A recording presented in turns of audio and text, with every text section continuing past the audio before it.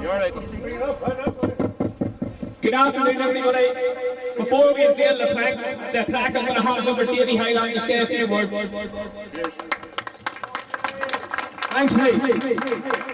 Listen, it's really uplifting for me today to see so many Celtic fans here at Linhall Square, or the barracks, the birthplace of Willie Maley. So a massive great made of to all of our brilliant supporters, including Dublin Dave from Bradford. Is he here?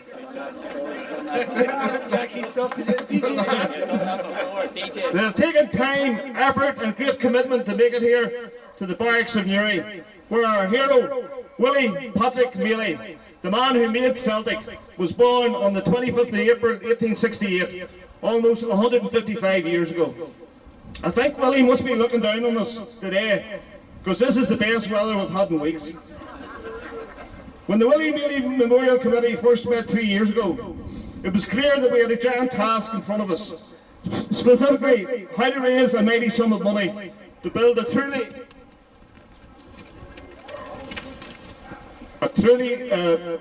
true memorial to this great man and the legend who dedicated all of his life for our beloved hoops. We also had to decide where to site this statue. Some people felt it should be in his birthplace, the barracks, but after much debate and discussion it was agreed to build it at the top of Monaghan Street, the busiest one in the city, at a location where one road led to the hospital and the local council office, while another one led to Kelma and South Armagh. However, as Willie Maley was born in this estate, we felt it was right and fitting that we should erect a plaque to recognise and appreciate that fact. Willie Maley did not live long enough in Newry to develop a Newry accent or to become an authentic Newry Nuck, but I'm sure he never forgot his birthplace.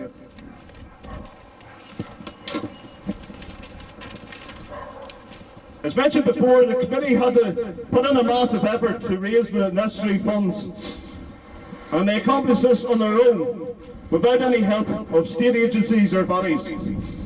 A lot of the monies were raised at Celtic Park itself, under the guidance of Tommy Sheridan, who from the very beginning has been a loyal and dedicated supporter, and a beacon of light for the project. Sadly, Tommy has recently lost his lovely mother Alice, and his great friend, Celtic hero Frank McGarvey. I think both Tommy and the local memorial committee deserve a round of applause for their Trojan efforts.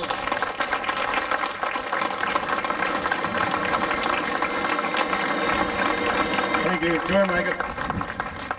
And that has ensured that this day has finally come to pass. On a sadder note, I think it needs to be appreciated how politics in the north of Ireland impacted on this estate, on this town and its people.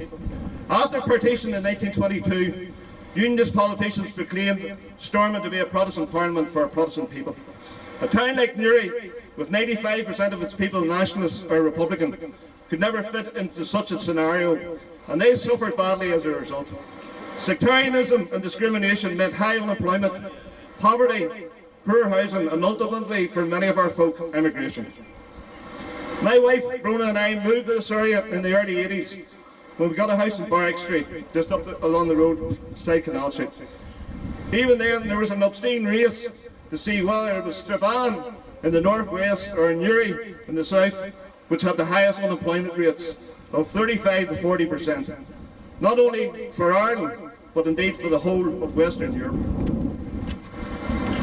As an active Republican, I started selling copies of APRN and Public Republican News, helping my son Mark and my daughter Laura, and aided and abetted by my great comrade Stan the Man Kearns.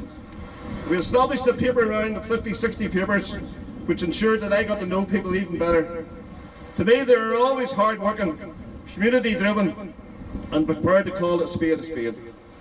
There's also some great characters in this state, and I'd like to remember a few of them today, if you don't mind.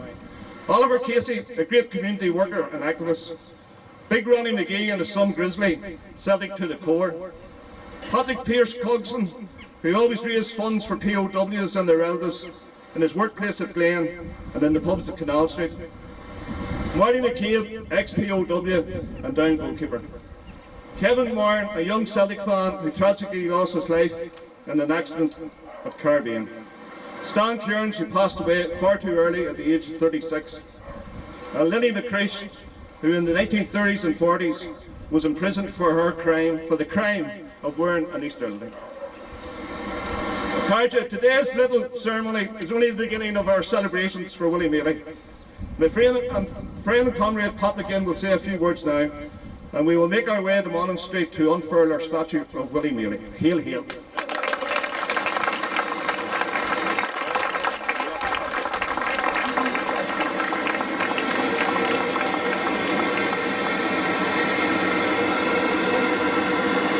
Georgia, Shasam and Shaw, Berkeley, Ambrogel as Celtic.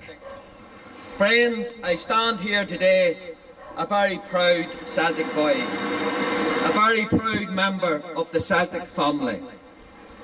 Family was utmost in the founding core values of Celtic, and today it is fitting at this hugely special occasion We remember those who for generations have kept the faith in and the support for Celtic alive. And Macara Davey mentioned some of them there. And today we think of those families and friends from Linnenhall here, from Newry and from the wider area who talk proudly of Mr. William Maley and kept his name alive over the years. We remember our own families and friends who instilled and nurtured the love for Celtic through generations. My own father Eamon, who I had disagreed with mostly about everything, like many from this locality, had to go across the water to work to get money to provide for his family of 10 at home. He was an Irish navvy building roads throughout England, Scotland and Wales.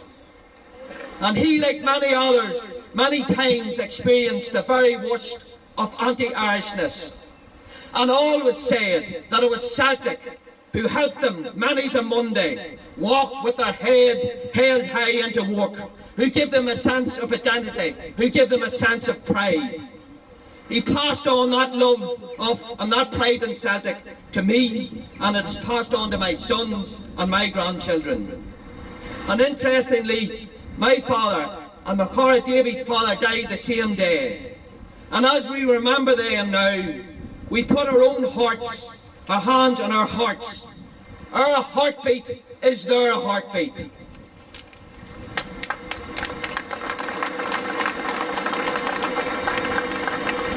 We also remember the tragedy that unfolded at Hillsborough on the 15th of April 1987, and our thoughts remain with the Liverpool Football Club and everyone affected by this tragedy.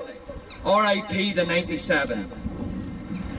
The late Lisbon Lion, Ronnie Simpson, who I got the chance to spend with some time in my home, he visited here with me, and he talked about the esteem that Mr. Maley, who called him, was held in the Celtic club. He said Willie Maley had been credited with instilling what is known as the Celtic way. He was a man of vision, integrity, decisiveness, leadership and focus. I have to say that Mr. Maley, that Willie Maley, would have been very proud of those who led this campaign to recognise his achievement as a Celtic manager and club administrator. They, like him, showed great leadership, vision, focus and decisiveness to bring us to this historic day. We salute them today and we thank them for their unfaltering drive, passion and focus. And I say to you all again, the man himself, Mr. Maley, would have been very proud of you all. I remember spending some time with Tommy, Sheridan and McGill. Myself and Davy and them were, Mark and Pat McLaughlin were in the car for a day with them, spinning about. And I said to them that personally for me, I always had great regret that during my time in the council, this recognition of Willie Maley hadn't been delivered. But I tell you what I learned. I learned that it never would have been delivered until you, the Celtic family, took the project on and delivered.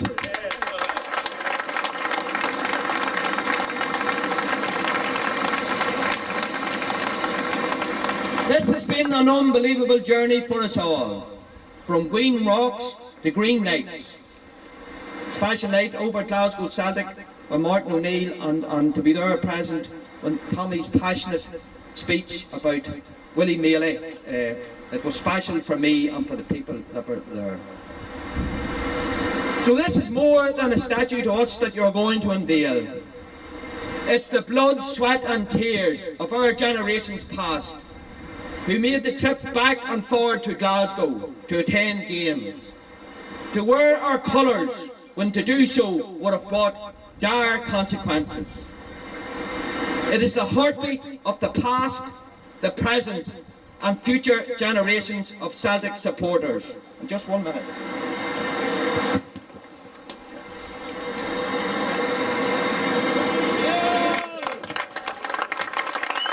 Enjoy your day. Celtic forever. Hail, hail.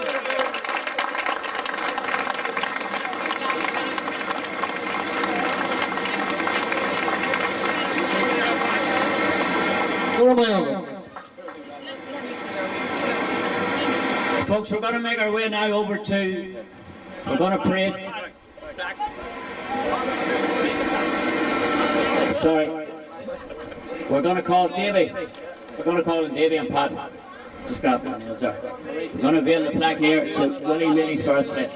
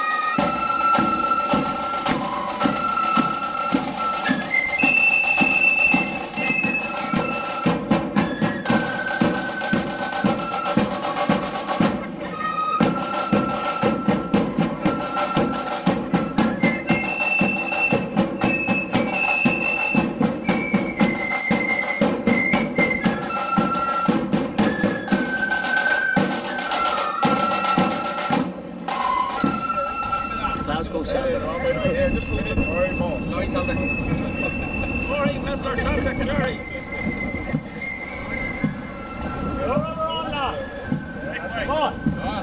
That's foot forward. That's Willie Maley.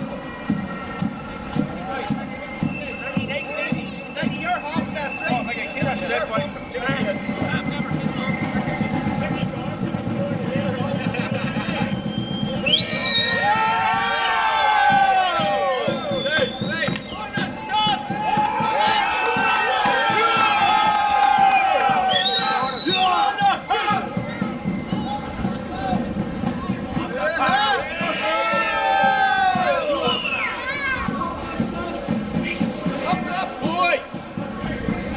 Let's see.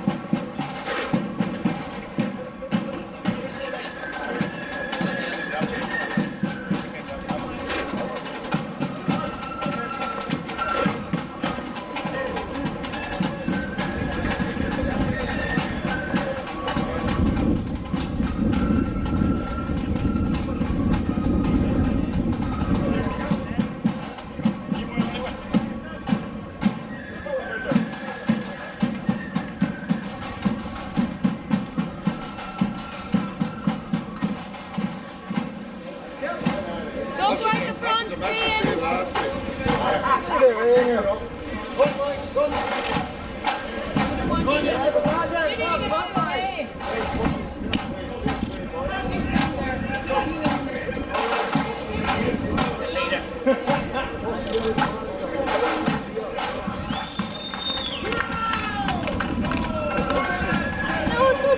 don't want them jackets there. Can we get a photo of the banner? We do either. Someone has to look after me.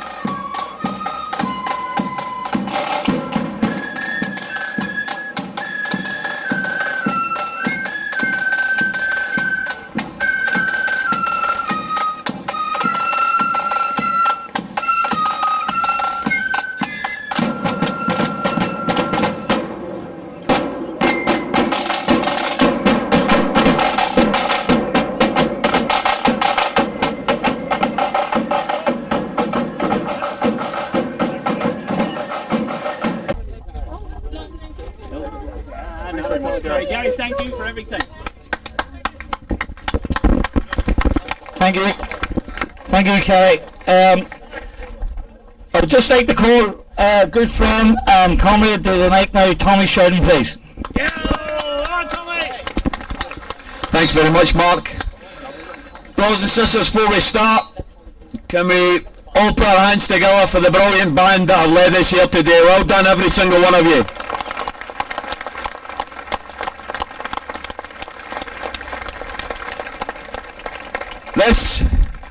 This is a culmination of a long journey that many good working class men and women have been involved in.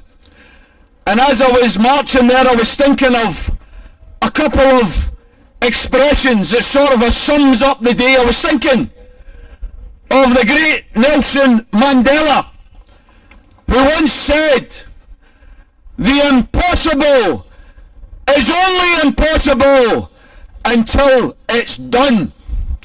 These guys here, they've done the impossible. They've done the impossible. Not everyone knows that the campaign to build a statue to Willie Maley was started many years ago, and sadly in the hands of the so-called money men it failed. In the hands of the local authority it failed. But when good, honest, working class men and women in the Willie Maley Memorial Committee got together, led admirably by Pat McLaughlin and Mark McAvoy, they've done in 3 years which nobody else could do in the last 50 years.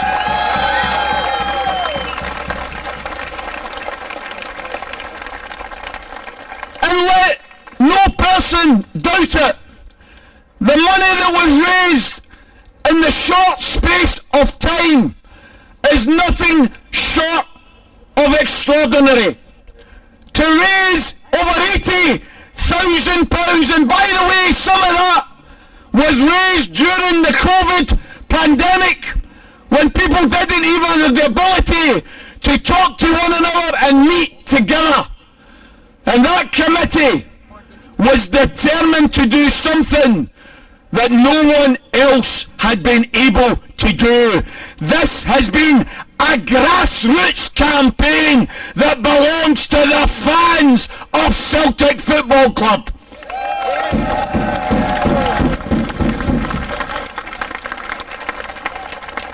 The tribute, brothers and sisters, the tribute is to a man who was born here.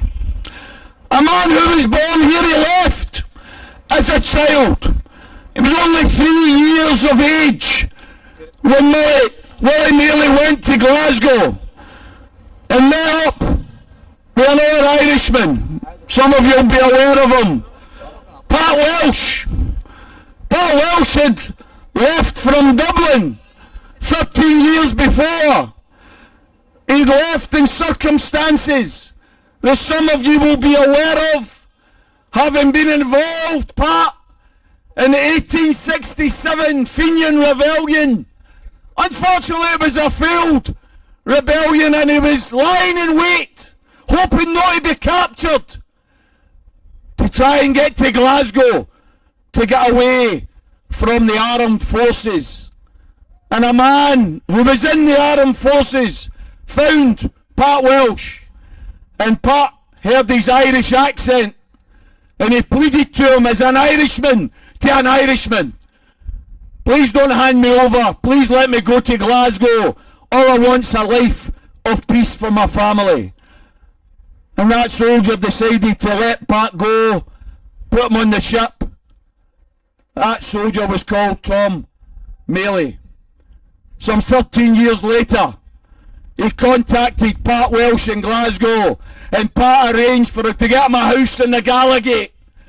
And then years after that, Pat Welsh became the secretary of Glasgow Celtic and was involved, along with John Glass and Brother Walford, to go and visit the house of Willie Maley to try and get his brother to play for Glasgow Celtic, the new club that they decided to form that year of 1887. While we were there, Tom wasn't in. So they says to Willie, can you play football? And Willie said, I can play football. He says, why don't you come along? And there was born a relationship with Glasgow Celtic that lasted over 50 years. Because not only Willie, but his brother Tom played in the first ever game in 1888 against the Rangers. And we won 5-2. And not only did we win 5-2, but Tom Maley scored a hat-trick in the game as well. And there began the link with Newry and Glasgow Celtic, and Willie became the manager who had a vision for Celtic, a vision of a club that didn't have to buy players, but a club that would have home-grown players, a club that would adopt a philosophy of attack, attack, attack. And for 43 years, Willie Maley built not one, not two, but 3 Celtic football teams that conquered the football scene in Scotland and became record breakers. He's still the record-breaking manager in the whole of the UK, having won more trophies than any other manager. 30 major trophies over his 43 years in charge. The first guy to win the League and Cup double. The first guy to win 6 in a row. And it stayed a record until the 70s. The first guy to go 62 games unbeaten. It was only beaten a couple of years ago under Brendan Rodgers, and even that record's going to get beat soon under Ange Postecoglou. Brothers and sisters, what a tradition! What a tradition you've got here, and that we are honouring here today. It was said earlier he was born 155 years ago. Apparently Pat was still there. He witnessed it. It's taken a long time to get here. But you know what? It's been done by honest fans working hard together, uniting as one and showing the strength of working class unity within the Celtic family. That's what's got us here today, brothers and sisters. I want to get moved on to the unveiling of this fantastic, beautiful statue. Before I get there, we want to have a wee tribute. There was a Celtic legend who was at the big dinner that we had over at Parkhead. Some of you managed to make it. It was a fantastic event, raised over £40,000. Fantastic. And one of the players who was there was a guy called Frank McGarvey, a good friend of mine, Frank. And Frank and I discussed this campaign. We discussed it on a podcast. And Frank was blown away by the contribution of ordinary Celtic fans to this cause. And he attended that night and he says to me, Tommy, I don't care what else is going on, I'm going to be in Newry for the unveiling of that statue.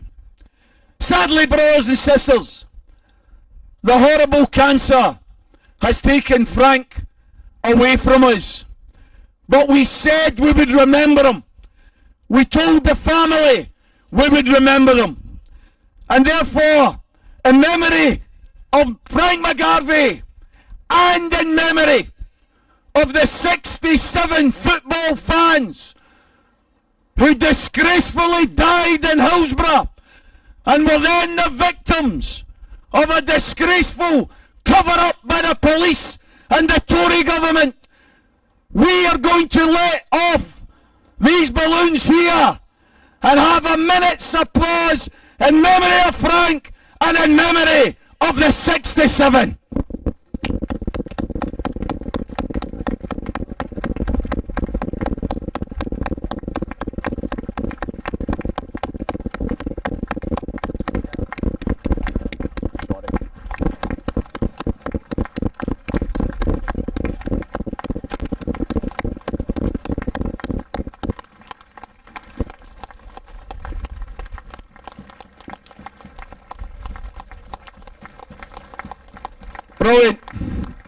Brilliant, each and every one of you. I'm sure I'll be forgiven, brothers and sisters. The date of 67 is a very significant date, and of course what I meant in relation to Hillsborough was 97, not 67, so I hope you'll forgive me for that. It now remains for me to pass over to my friend and comrade Pat McLaughlin, who will introduce our players and will move towards the unveiling of this fantastic statue. Brothers and sisters, it's an honour to be part of this movement today. Thank you for inviting me. Thank you. Tommy, brilliant, mate. Thanks very much, Tommy. Boys and girls, I'd like to thank a few people before the unveiling for their work and contribution to making this day possible. Firstly, a massive thanks to Tommy Sheridan, Q Farrell and Stephen Mullen, who put together the fantastic night in the Kerrydale at Celtic Park, which raised over £40,000. I'd also like to thank Eddie Quinn for the groundworks, Martin and Paul Keenan from Modern Fireplaces for the fantastic plinth, and Steve Finney of Sculpture and Barry O'Neill for the brilliant lifelike statue we're about to reveal. A massive thanks to all of you from the Celtic family. Now we're going to call Jackie, Joe, Tommy and Tommy to get ready for the unveiling of this fantastic works. Absolutely brilliant statue. You just want to go up, lads.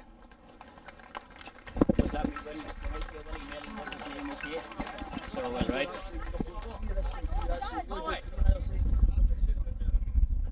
Folks, Tommy unveiled this fantastic works. Boys and girls, Willie Maley was his name. Go, pull it. Right, this way. Yeah. Oh.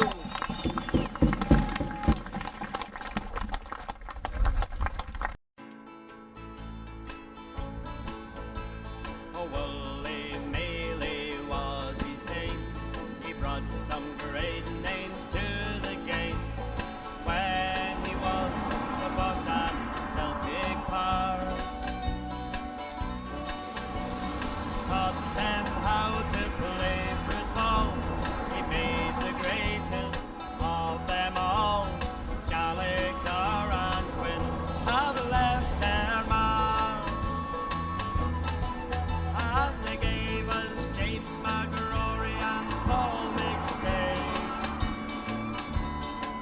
They gave us Johnston, Tully, Murdoch, Holden, Hay,